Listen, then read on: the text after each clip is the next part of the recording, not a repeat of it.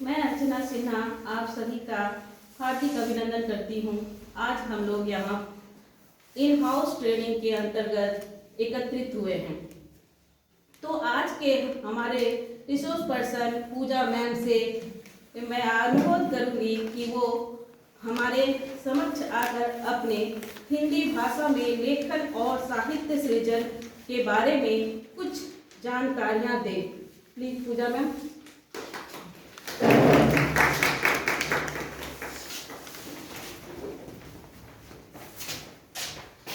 Good afternoon everybody. बहुत बहुत धन्यवाद अर्चना मैम, प्रिंसिपल मैम। आज का मेरा विषय, मेरा नाम तो आपको अर्चना मैम ने बताया, पूजा सिंह, और मेरा विषय जो मैंने रखा है हिंदी भाषा में लेखन और साहित्य सृजन।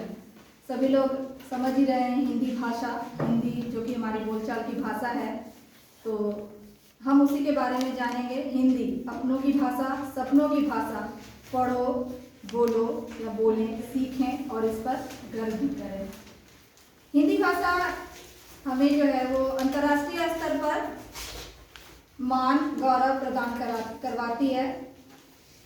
तो सबसे पहले मैं अपना विषय लिख देती हूँ।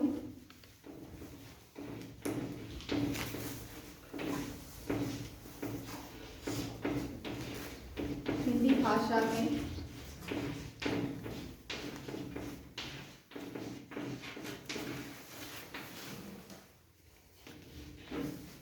लेखन और साहित्य सृजन।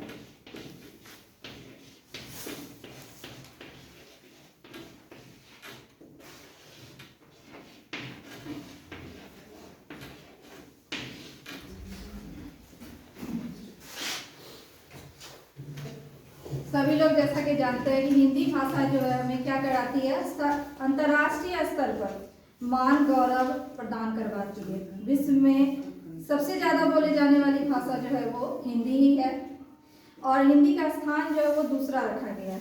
सभी लोग जानते हैं जैसा कि, तो भारत देश में यह भाषा सबसे ज़्यादा बोली भी जाती है, और हिंदी भाषा जो है वो 14 सितंबर 1949 को के दिन आधिकारिक रूप से राजभाषा का दर्जा दिया गया था। हिंदी भाषा को 14 सितंबर, आप लिख लेंगे 14 सितंबर 1949 को। तो हिंदी के बारे में हमने जाना कि हिंदी को जो है वो राजभाषा आधिकारिक रूप से दर्जा दिया गया। अब भाषा क्या है? तो भाषा की सहायता से ही किसी भी समाज, किसी भी देश में लोग जो है अपने मनोभाव को, अपने विचार एक दूसरे के सामने जो है वो प्रकट कर सकते हैं। कोई भी भाषा आप जो बोलते हैं तो अपने विचारों को ही तो प्रकट करते हैं।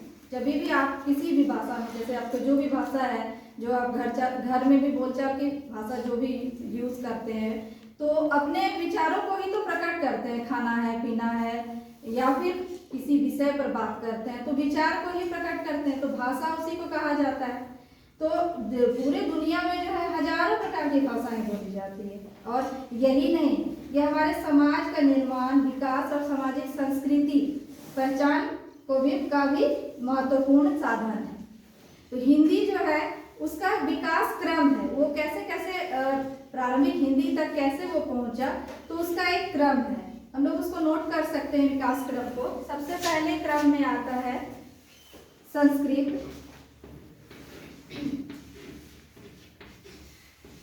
उसके बाद है पाली, प्राकृत,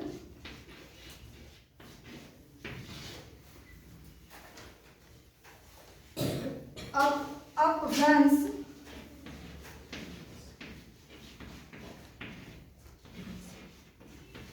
अवहट्ट,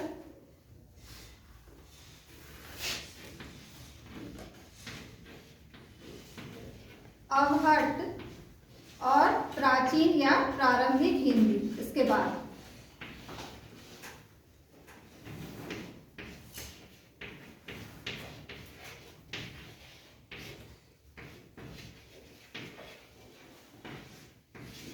प्रारंभिक हिंदी। तो इस तरह से जो है वो हिंदी का विकास क्रम जो है इस तरह से बढ़ता चला गया। तो हम हम लोग चूँकि अभी ट्रेनिंग कर रहे हैं, तो हम लोग ट्रेनिंग के तहत में ये भी जानना चाहेंगे और सीखना चाहेंगे कि बच्चों के लिए जो है वो हिंदी का महत्व क्या होना चाहिए।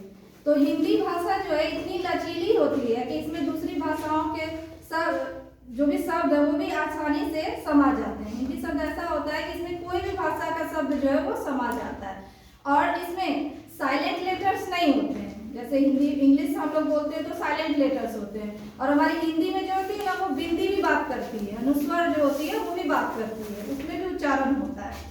तो इसलिए इसको लिखने में या समझने में किसी भी प्रकार की अशुद्धियाँ नहीं होती है, इसमें शुद्धता ही नजर आती है। तो अभी हम लोग जैसे हिंदी भाषा के बारे में तो जाना, हिंदी के बारे में जाना, हिंदी भाषा के बारे में जाना। अब हम लोग जो है क्या आगे धीरे धीरे, जैसे कि मेरा जो टॉपिक है हिंदी भाषा में लेखन, तो हम लोग लेखन के बारे में भी जानेंगे। तो हिंदी भाषा में लेखन का अर्थ होता है किसी भी लिपिबद्ध विचारों या भावों की अभिव्यक्ति का साधन, वो होता है हिंदी भाषा का लेखन का अर्थ होता है कि जो अपना विचार है, जो अपनी अभिव्यक्ति है, उसको प्रकट करना, वही एक साधन है जो लेखन कहलाता है। हम जो सोचे, हमारे जो मन में आया बात, उसको हम लिख कर प्रकट कर दिए, तो वही लेखन कहलाता है। तो लेखन जो होता है वो दो तरह से, मतलब मानव जीवन में लेखन और वाचन दोनों रूप होते हैं। हिंदी में मानव जीवन में जब हम लोग हिंदी बोलते हैं तो क्या करते हैं कि दो तरह से, या तो बोलते हैं या तो लिखते हैं, दो तरह से होता है। तो लिखने में जो है, जो पाठक होते हैं या जो आलोचक होते हैं, वो लोग लेखन को की अशुद्धियों को पकड़ सकते हैं, लेकिन जो वाचक जो बोलेंगे हम लोग, उसकी अशुद्धियों को वो लोग नहीं पकड़ सकते हैं। क्योंकि बोलने में क्या होता है कि एक प्रवाह में हम लोग बोलते ही चले जाते हैं, कुछ भी बोलते हैं तो हिंदी बोलते ही चले जाते हैं। लेकिन जब हम लिखते हैं किसी चीज को हिंदी में, तो उसमें हमारी अशुद्धियाँ पकड़ी जा सकती है। जो पाठक रहते हैं, जो लोग आलोचक रहते हैं, वो लोग पकड़ लेते हैं कि हिंदी जो है ये अशुद्ध लिखा हुआ है। तो हिंदी लिखने के समय में शुद्धियों पर विशेष ध्यान देना चाहिए। ठीक है, इसके बाद हम देखते हैं कि अब हिंदी भाषा है, तो हम जैसे कि हम टीचर्स हैं, तो बच्चों को अभी हिंदी सिखाना है, तो कैसे अब हिंदी पर जोर देंगे तो बच्चे क्या समझेंगे, तो उसका उद्देश्य क्या होना चाहिए। जो हिंदी हम पढ़ा रहे हैं या बता रहे हैं या बोल रहे हैं, तो लिखने में उसका उद्देश्य क्या होना चाहिए। तो आप अगर नोट करना चाहें तो कर सकते हैं कि हिंदी लेखन का उद्देश्य क्या होता है। तो हिंदी लेखन का उद्देश्य यही है कि छात्रों को लिपि, शब्द, वाक्य या विराम चिन्ह से अवगत कराना। हिंदी लेखन का तो यही अर्थ होना चाहिए कि भाई लिपि क्या है, शब्द क्या है, वाक्य क्या बन रहा है, विराम चिन्ह कहाँ लग रहे हैं, तो ये सारी चीजों से अवगत कराना होता है। छात्रों को स्पष्ट सुडौल अक्षर लिखने में निपुण बनाना है। अब हिंदी है, लिख रहा है बच्चा, एक अक्षर यहाँ लिख रहा है और एक अक्षर इतनी दूर पर लिख रहा है, तो हम छोटे छोटे बच्चों को क्या करते हैं, नहीं बेटा इसको जो है एक जगह पर लिखो। सुडौल मतलब गोल गोल बना के एक शब्द बना रहे हैं, अपना नाम ही लिख रहे हैं, कुछ भी नाम है, राम है, श्याम है, तो उसको हम क्या बोलते हैं कि र आकर अगर लिखना है तो बड़ा करके नहीं बेटा, उसको एक जगह पर, तुम्हारा नाम है तो एक जैसे सुडौल हम लोग बनाने के लिए, लिखने के लिए सिखाते हैं उसको। छात्रों में शब्दकोश का ज्ञान हो, वो भी हम बच्चों को बताते हैं हिंदी के जरिए कि तुम्हारे पास शब्द का भंडार, भाई कोश होना चाहिए। और छात्रों को स्वतः लिखने की भी क्षमता अपने आप में विकसित हो जाए, वो उन बातों को भी हम लेखन के जरिए ही बच्चों को बताते हैं। अब छात्रों में भाषा और साहित्य के प्रति भी आदर का भाव हो जाए। हिंदी हमारी भाषा है तो इसके प्रति हमारा आदर, जब हम बोल रहे हैं तो हमें लिखने भी आना चाहिए, उसका सम्मान करने आना चाहिए। तो ये सारी चीज़ों से हमें बच्चों को अवगत कराना है। छात्रों में तर्क शक्ति को बढ़ाना है कि हम तर्क कर सकें। हिंदी ही है तो हिंदी में भी तो हम तर्क कर सकते हैं, ऐसा थोड़ी है कि हम अन्य सब्जेक्ट में ही तर्क कर सकते हैं, हिंदी पर भी हम तर्क कर सकते हैं। तो हमारा हिंदी लेखन का जहाँ तक हमने उद्देश्य देखा कि भाई कितने तरीके से हम अपने बच्चों को आगे बढ़ा सकते हैं। अब इसी में जैसे हमारा जुड़ा हुआ है हिंदी लेखन के साथ साथ साहित्य का सृजन भी है। तो साहित्य क्या होता है? साहित्य सबसे पहले तो साहित्य कहते किसे हैं? तो साहित्य तो सब लोग जान रहे हैं कि लिटरेचर का पर्याय है साहित्य, जो कि इंग्लिश लैटिन भाषा लेटर से लिया गया है। और साहित्य जो है वो क्या होता है कि साहित्य मतलब साथ में साथ देने वाला जो होता है उसे ही साहित्य कहते हैं। शब्द और अर्थ जो साथ में मिल के एक नया अभिव्यक्ति को पैदा करे, उसे ही साहित्य कहते हैं। अपने अंदर के मनोविचार को, अनुभूति को प्रकट करने वाले को ही हम साहित्य कहते हैं। तो साहित्य में भी दो प्रकार होते हैं ना, गद्य और पद्य, कहानी है, कविताएं हैं। तो इस तरह से साहित्य को दो भागों में, लेकिन कहते हैं कि साहित्य तीन भागों में भी होते हैं। तीसरा भाग कहते हैं जो गद्य पद्य मिला रहता है, उसे भी, उसका भी नाम होता है, उसको हम लोग चंपू कहते हैं। हाँ, तो इस तरह से हम लोग दो भाग, जनरली हम लोग दो ही भाग पढ़ते हैं, गद्य और पद्य। तो साहित्य का जो है वो मानव जीवन में बहुत अधिक महत्व है। साहित्य जो होता है वो समाज का दर्पण होता है। सबसे पहले साहित्य दो भागों में बांट दिया है, गद्य और पद्य में।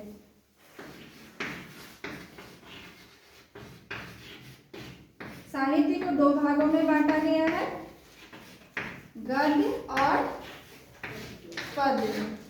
तो साहित्य जो होता है वो क्या होता है, समाज का दर्पण होता है। साहित्य से हमें ज्ञान की प्राप्ति होती है। साहित्य में अनेक विधाएं होती है, जैसे कहानी है, महाकाव्य है, नाटक है। और साहित्य जो होता है वो मनुष्य जीवन को सरल बनाता है। मुंशी प्रेमचंद ने हमेशा गरीबी, निर्दयता, इस तरह से कहानियां बनाई हैं। और उन्होंने हमेशा समाज से संबंधित ही कहानियां बनाई, जिसमें उन्होंने ये हमेशा जताने का प्रयास किया कि लोगों में विकास हो, लोगों का विकास हो। इस तरह से उन्होंने बताया कि साहित्य के माध्यम से मनुष्य अच्छा बोलना सीख सकता है, अच्छे से बातचीत करना सीख सकता है, गुण अपने अंदर जो है उसको बढ़ा सकता है साहित्य के ही माध्यम से। समाज के अंदर जो भी आज विकार हैं, जो भी कुरीतियां हैं, जाति भेदभाव है, इन सब को हम लोग साहित्य के जरिए दूर कर सकते हैं। जैसे कि आप लोग किसी तरह से, मतलब हम लोग जो नाटक वाटक करते हैं, साहित्य से ही उठा के अगर हम नाटक करें किसी भी एक टॉपिक पर, जैसे समाज में जो भी कुरीतियां फैल रही हैं, अगर उस पर हम नाटक करें तो उस हिसाब से हम क्या करेंगे, हम समाज को ही तो बदलने का प्रयास करते हैं। हम दिखाना चाहते हैं हमारे समाज में ये हो रहा है और ऐसा नहीं होना चाहिए। तो साहित्य के जरिए ही हम लोगों के अंदर जो है इन विकारों को हम दूर कर सकते हैं। साहित्य सृजन, अब हमको जानना है कि सृजन का अर्थ ही होता है उत्पन्न करना या पैदा करना। सृजन का अर्थ हो गया उत्पन्न करना या पैदा करना। तो साहित्य सृजन का अर्थ हो जाएगा यहाँ पर विचार, कला, साहित्य के क्षेत्र में कुछ नया आविष्कार ही साहित्य सृजन कहलाएगा। साहित्य के क्षेत्र में विचार, कला, कुछ नए तरीके से उसका जो आविष्कार करेंगे तो वो जो है वो साहित्य सृजन कहलाया जाएगा। और अब हम बात करेंगे कि साहित्य को हमने दो प्रकार में बांटा, तो गद्य में बांटा और पद्य में बांटा। तो गद्य किसे कहते हैं? गद्य अर्थात गद्य धातु के साथ यद प्रत्यय को जोड़ते हैं तो गद्य बनता है। तो गद्य धातु, गद्य का मतलब होता है बोलना, बतलाना या कहना। गद्य का अर्थ ही होता है बोलना, बतलाना या कहना। सामान्यतः दैनिक जीवन में जो उपयोग होने वाली बोलचाल की भाषा का ही प्रयोग जो हम लोग करते हैं उसे ही गद्य कहते हैं। मतलब जैसे कि कोई कहानी हम लोग कैसे बनाते हैं, किसी भी कहानी को हम लोग अपने हिंदी की पुस्तक में पढ़ते भी हैं तो क्या लिखा रहता है, बहुत समय की बात है, किसी गांव में किसान लोग रहते थे। इस तरह से तो बोलचाल की ही भाषा हुई, कुछ अलग से तो बनाए नहीं उसमें हम लोग। तो गद्य जो है वो बिल्कुल बोलचाल के, सामान्यतः हमारे जीवन में जो बोलचाल की भाषा होती है उसे ही हम लोग गद्य कहते हैं। अब गद्य के भी प्रकार हैं। गद्य के प्रकार को आप लिख सकते हैं। वर्णात्मक निबंध होता है, विचारात्मक, कथात्मक, भावात्मक, इस तरह से हम लोग गद्य को देखते हैं। गद्य के प्रकार हैं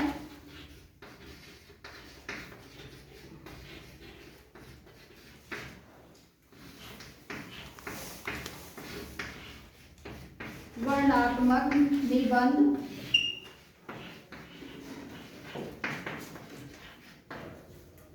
वर्णात्मक, विचारात्मक,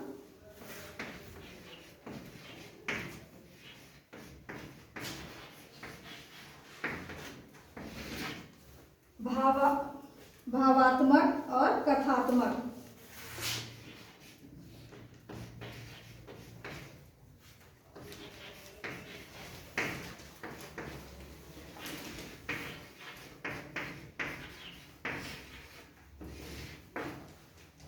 वर्णन करते हैं किसी चीज के बारे में, तो उस तरह से हम लोग कहानी बनाते हैं। कहीं पर कोई अपना विचार को रखते हैं तो वो भी कहानी के रूप में हम लोग जानते हैं। और कथा, वो तो कथा तो मतलब कोई कहीं कुछ कहा होगा या किसी के बारे में हमने जानकारी ली और उसके बारे में भी बताया, तो उस तरह से कहानियाँ भी बनती हैं। और भाव, अपने अंदर के भाव को प्रकट भी करना भावनात्मक तरीके से, तो वो भी हमारे लिए वो गद्य का ही एक पार्ट हो जाता है। तो हमने देखा कि 4 प्रकार से हमने गद्य को बांटा है। इसके बाद हम पद की बात करें तो पद अर्थात काव्य, कविता या पद साहित्य की ही वह विधा है जिसमें किसी कहानी या मनोभाव को कलात्मक रूप से किसी भाषा के द्वारा अभिव्यक्त किया जाता है। मतलब कविता जो होता है वो कहानी की तरह नहीं होता, हमारे जो विचार होते हैं उसको कलात्मक रूप से प्रकट करते हैं। छोटी सी कविता आप लोगों को भी तो याद ही है, माखनलाल चतुर्वेदी की कविता कैसे बनाए, वो चाह नहीं मैं सुरबाला के गहनों में गुथा जाऊं, सभी लोग जानते हैं। इसको तो कहानी के रूप में अगर आप सोचे तो कैसे बनाएंगे कि एक पुष्प है, वो कह रहा है क्या उसकी मनोदशा यह है कि वो नहीं चाहता है कि हमको जो है भगवान पर चढ़ाया जाए, तो ये इस तरह से हम लोग कहानी के रूप में बनाएंगे। लेकिन एक कविता को जो है कलात्मक रूप दिया गया है, कला की तरह उसको प्रकट किया गया, तो बनाया गया है कलात्मक रूप से, तो इसलिए उसको हम लोग पद कहते हैं। मतलब अपने जो भी विचार है, जो भी भाव है, उसको कला के रूप में प्रकट करना ही पद्य कहलाता है। तो काव्य जो होता है यानी पद जो होते हैं उसके भी 2 पक्ष होते हैं, एक भाव पक्ष होते हैं और एक कला पक्ष होते हैं। और काव्य के 2 भेद होते हैं। पहले तो पक्ष हो गए, एक भाव पक्ष हो गया और एक कला पक्ष हो गया। और इसमें 2 भेद हो गए, एक श्रव्य हो गया और एक दृश्य हो गया। मतलब हम सुनकर या पढ़कर, जो कविता को सुनते हैं या पढ़ते हैं उस हिसाब से हम काव्य को जानते हैं, और नहीं तो कोई दृश्य, कोई पिक्चर, कोई पेंटिंग कहीं पर जो देखते हैं उससे भी हम उस कविता को समझने का प्रयास करते हैं। तो इस तरह से काव्य को 2 भागों में 2 भेद बांटा गया, एक श्रव्य हो गया और एक दृश्य हो गया। तो मुख्यतः हमने देखा कि कला हिंदी में जो है वो लेखन के बारे में हमने जाना, साहित्य सृजन के बारे में जाना। तो साहित्य का उद्देश्य तो जनरली यही हो गया कि साहित्य का उद्देश्य हमारी अनुभूति की तीव्रता को बढ़ाता है। साहित्य का उद्देश्य केवल मनोरंजन करना नहीं होता है, उसका मतलब होता है कि वर्तमान समय में साहित्य का उद्देश्य समस्याओं पर भी विचार करना है और उनका समाधान भी करना है। इस तरह से साहित्य को हम बढ़ावा दे सकते हैं। अब तो सभी लोग समझ गए कि साहित्य जो हमारे मानव जीवन में कितना अधिक महत्व रखा। हमने साहित्य के बारे में जाना, हमने साहित्य को वही तो हम लोग यहाँ CBSE स्कूल की बात हो या फिर किसी तरह की बात हो, हम लोग इंग्लिश को महत्व भी ज़्यादा दे रहे हैं। लेकिन आप एक बार सोच के देखें, महत्व इंग्लिश को दे, हिंदी को दे, ये जरूरी नहीं है। जरूरी यह है कि इंग्लिश हम और आप कोशिश करें तो तुरंत सीख सकते हैं, लेकिन हिंदी सीखना बहुत कठिन है। हिंदी बहुत ज़्यादा कठिन है, हिंदी नहीं कर पाएंगे आप। शुद्धियों की बात वहाँ पर आ गई ना, मैंने पहले भी कहा कि हिंदी जो है वहाँ पर अगर आप कुछ बोलते हैं, अपने विचारों को रखते हैं, तो वहाँ पर शुद्धियाँ पकड़ी जाती है, अशुद्धियाँ पकड़ी जाती है। भाई क्या आप शुद्ध बोल रहे हो, क्या आप शुद्ध लिख रहे हैं, तो ये बात हो जाती है साहित्य में। और इंग्लिश में आप जब बोलना शुरू करेंगे तो थोड़ा बहुत इधर उधर बोल भी लेंगे तो लगता है कि नहीं हम इंग्लिश बोल रहे हैं। तो दोनों में अंतर है, लिटरेचर दोनों है, इंग्लिश भी और हिंदी भी है, लेकिन हिंदी जो है उसमें अशुद्धियों का ध्यान रखना पड़ता है।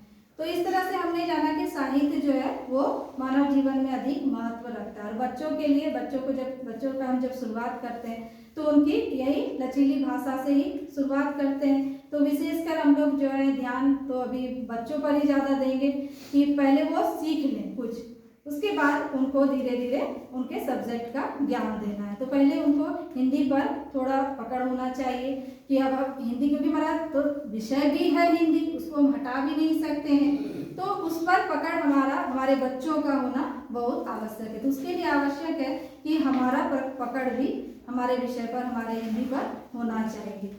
तो साहित्यकार समाज और अपने युग को साथ लिए बिना किसी तरह का रचना कर ही नहीं सकता है। तो उसकी यही चेतना जो है वो साहित्य सृजन का आधार बन जाती है। साहित्यकार जो होता है ना, वो बिना युग को लिए हुए कोई साहित्य नहीं कर सकता है। चाहे वो वेद व्यास हो, महर्षि वाल्मीकि हो, ये सब लोग युग को लेकर जो है अपना अपना काव्य को लिखे हैं। बिना युग के साहित्य कर ही नहीं सकते। तो इसलिए, और जब भी वो युग को साथ लेकर चलेंगे तभी जो है उसका साहित्य का जो है वो सृजन होगा, उसका उत्पन्न होगा और उसको बनाया जा सकता है। तो मेरे तरफ से इतना ही। आपको तो अगर अच्छा लगा तो बहुत बहुत धन्यवाद।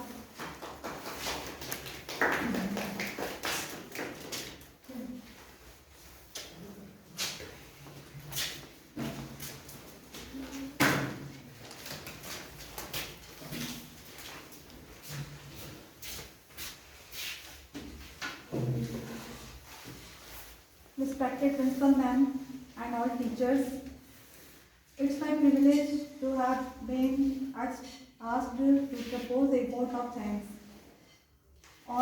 in house training of our school. And now, a big thank you to our first resource person, Vitendra sir.